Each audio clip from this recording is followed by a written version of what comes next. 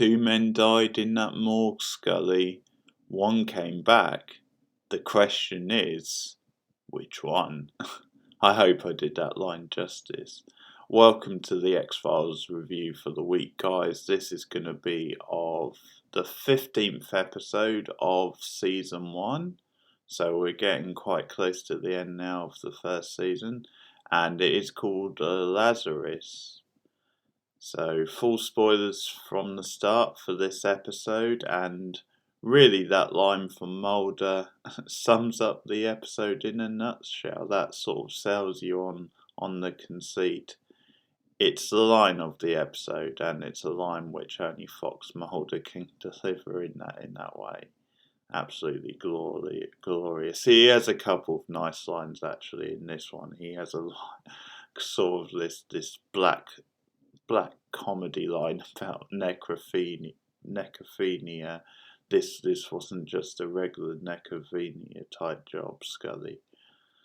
So the plot for this episode, the basic premise is that Scully is working a case with her old partner Jack Willis, who also an FBI agent, but who Scully hasn't seen in quite some time, has a personal history with him. Not only were they partners, but she was also in a relationship with him. And I guess that's one of the reasons why maybe she broke off contact, or certainly quite makes it all the more personal.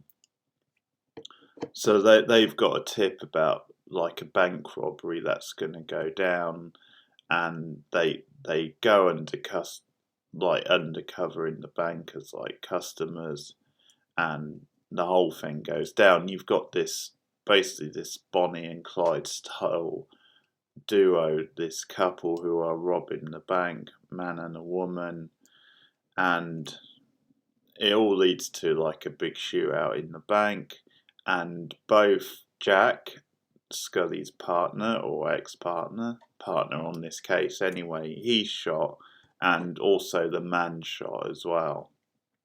The woman is able to escape, but the man, Warren Dupree, I think his name was, he's shot as well as Jack. They both go to, like the hospital and the morgue, but as Mulder so pithily puts, they both go to the morgue, but one of them survives.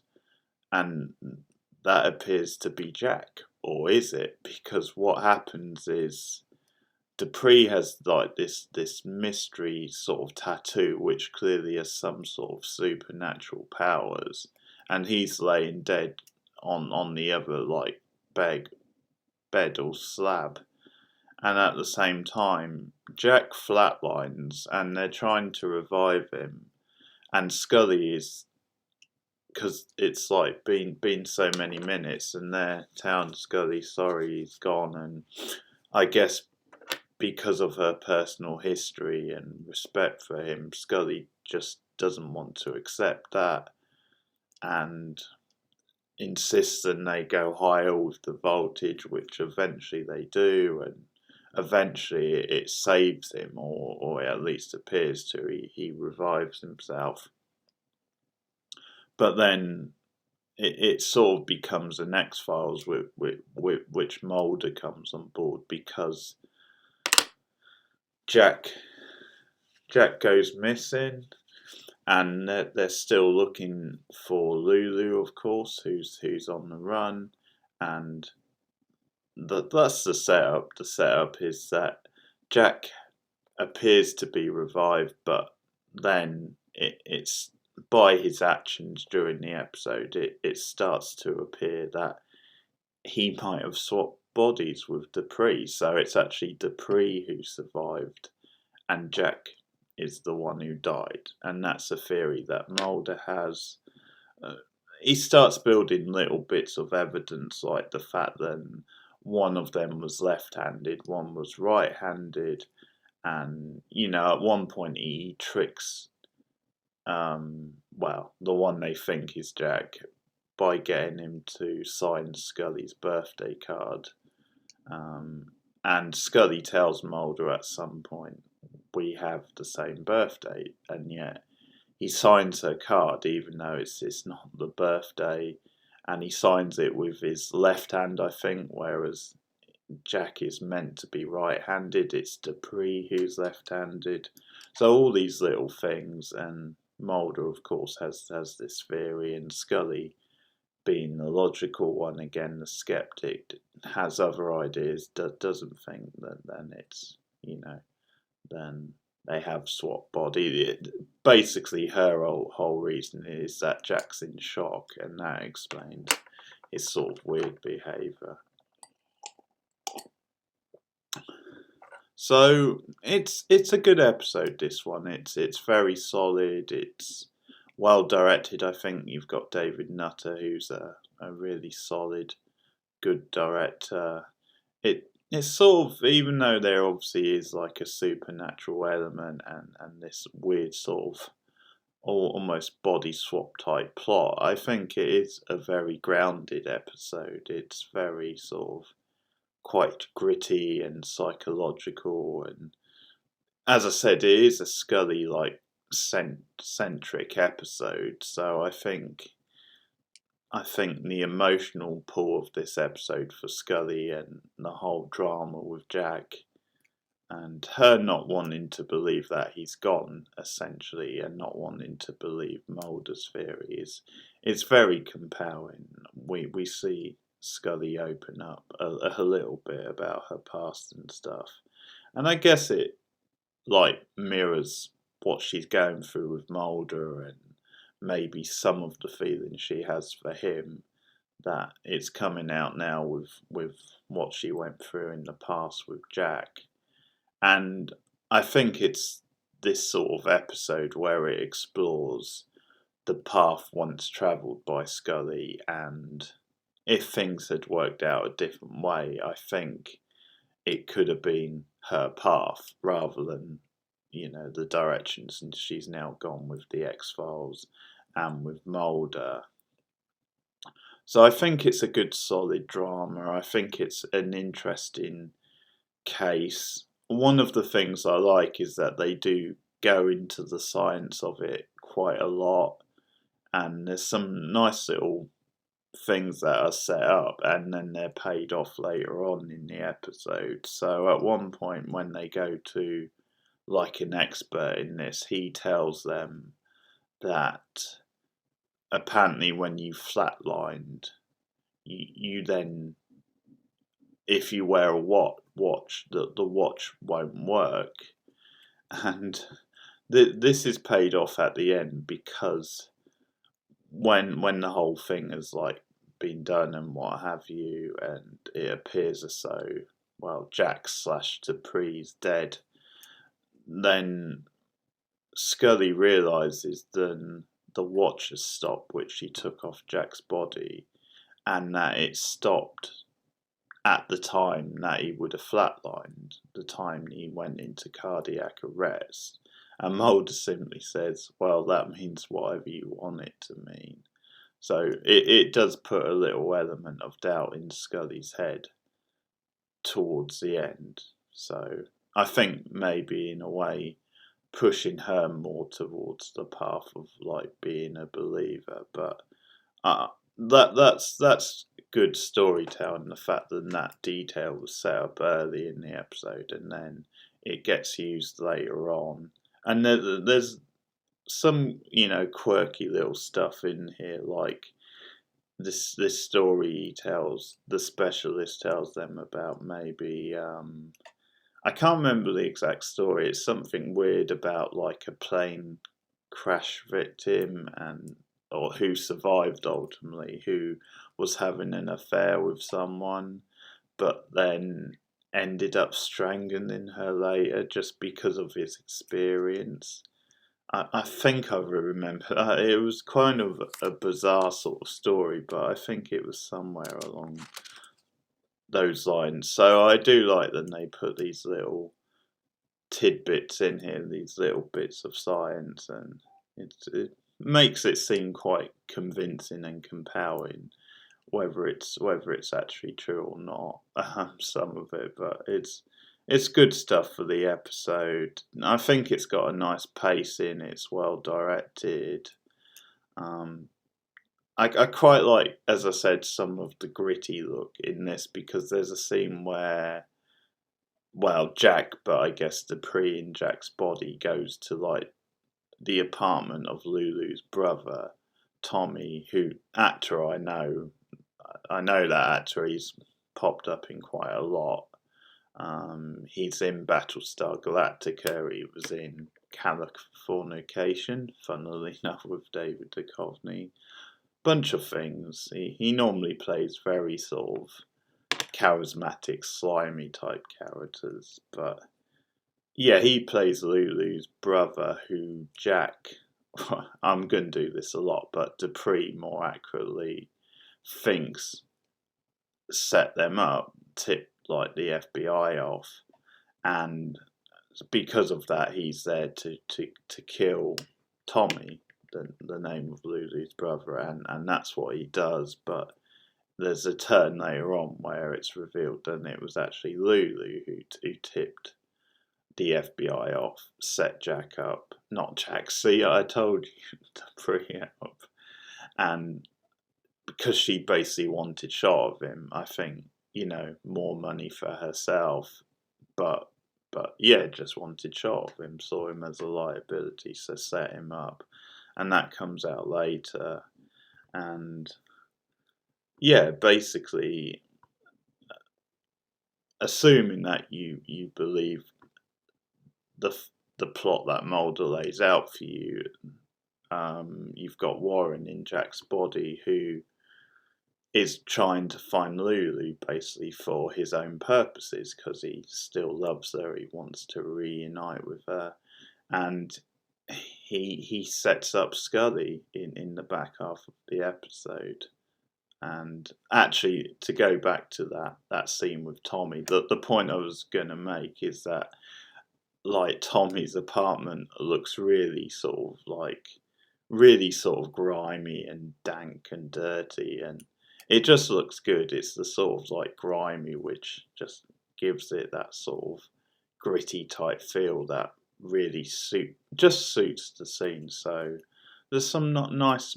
I don't think like this is the most stylized episode, but I did think that scene, that look of grime in that scene fitted well, and there is this down and dirty feel to the episode in general, which I think works well. But ultimately, yeah, he's going to set up Scully so that he can find Lulu, and basically then turns on Scully, sets her up, has her handcuffs. Now, I will say that Scully, when they catch up to Lulu, when they spot her, first of all, Jack/Warren's eyes literally lights up. That's her. That's Lulu, sort of thing. So that's a nice touch with the acting, the way he reacts. But Scully absolutely mows her down. It's glorious. It's like she football tackles Lulu to the ground. And that's when the swerve comes in, because she puts the handcuffs on Lulu, but Jack/Warren then points the gun at her and gives her handcuffs to put on. And there's some good drama back and forth on these scenes where, like, Scully's handcuffs to the radiator, but then Warren/Jack is handcuffed to the radiator as well by Lulu. Because the turn in this side of the plot, which is really good, is that Jack was a diabetic, and so he's now drinking all this coke, the Warren character. But because Jack was diabetic, that means, apparently, according to the science here, then Warren now has that in, which makes sense because he's got Jack's body, so he's got his system. So he's been drinking too much caffeine. In a way, he becomes a diabetic through nicking off with Jack's body, which is really interesting stuff. And this leads to, Scully basically saying, you need these pills, otherwise your body's gonna give out on you. You've got too much caffeine. And it's at the moment where they get the pills for him that Lulu turns on him, because she gets the pills off Scully, and then it's basically just gonna let him, whatever, slowly collapse, slowly die. And that's when she reveals that she set him up and all the rest of it. And the actress who plays Lulu, I've seen in other stuff as well. She's another one of those really good character actress. There's some good casting in this episode. The Jack actor is very good. He's very good at playing like tense and unhinged. He's got like really manic sort of eyes, sort of physically sweating. But yeah, I do enjoy a lot of the drama in the back half of the episode. That's really good stuff. And I think there's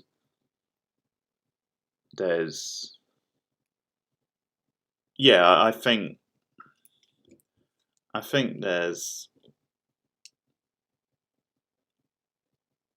some element of doubt over exactly who it is.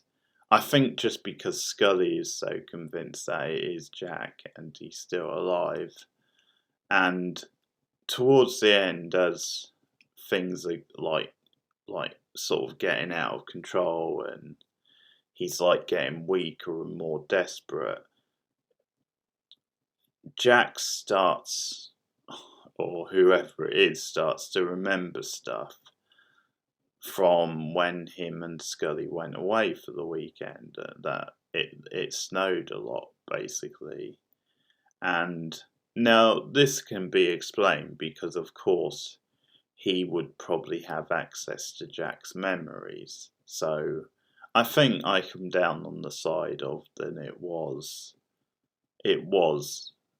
Warren that was alive and in Jack's body. But what they do, which is quite clever, I think, is that it's sort of got them flicking back and forth, and there's still some of Jack in there at least, and he's trying to fight through almost, but you've almost got like this dual personality type thing. But obviously Scully in the moment, because he starts remembering this stuff, I think that makes her think, well, it's Jack, because how would the other guy know this? And yeah, this really heightens her emotions. And obviously in the end they're saved, like Mulder and the other FBI, get the location eventually. I can't remember how actually, but they manage to. Well, it's just one of these scenes actually where it's that old that they're listening to like Lulu on the phone, because they spoke to her briefly on the phone, and they replay that. It's that old trope about replaying the same bit of the recording over and over again. But it pays off here because they do hear something in the background, and there's enough for them to eventually determine the location. I'm not sure about that. I'm not sure if that's like credible, if there would be enough on that message, but maybe, who knows, with FBI technology. But that's how they explain it in the episode, how they get the location, and eventually they catch up to them.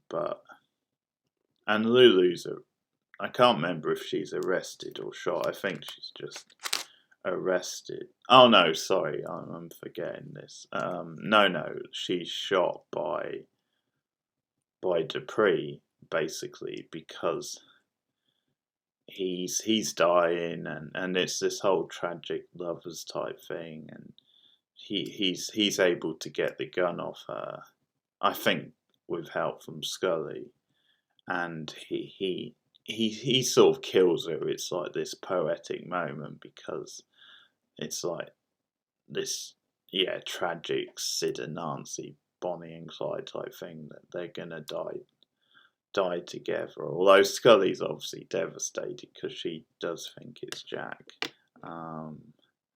Yeah, I don't know how I feel about that itself. You know, him like killing her and them dying together. It might have been a little too on the nose, but you know, some good stuff anyway. Some good drama in the episode.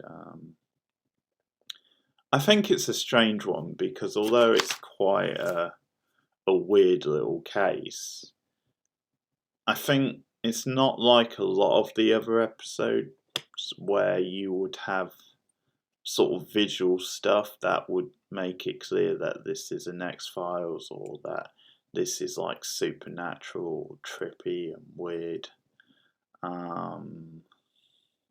So maybe that gives it a more, yeah, I don't know, traditional thriller type feel, which maybe makes it. I don't know if I would say it's a big deal or not, because I quite like the story and the drama, but yeah, maybe it feels a bit more ordinary than an X-Files, just because you don't have those visual moments as much. And there's one or two moments that are a bit, you know, maybe a little bit clunky. I think the bank scene at the start, the setup is a little bit like that, but overall I think this is a really strong one, and a good sort of Scully centric episode, although of course it couldn't live up to Beyond the Sea, which was a bit of a classic, and I think will be my number one for quite a while at least. So, but yeah, solid episode, pretty good return to form after the dire gender bender from last week. So I knew it had to be better than that. So I'll give it 7 out of 10, a strong 7 out of 10. So that's my thoughts on Lazarus. And let me know your thoughts on this one in the comments below. Let me know if you agree or disagree. And it's funny that this was a Scully sort of centered one, because the next episode, Young at Heart, is a Mulder centered one. So I'll be back with that hopefully about the same time next week. You can like and subscribe and get involved in the channel. You can also ding the bell on YouTube, which would let you know when I go live on the channel, if I do a live stream or if the new video goes up.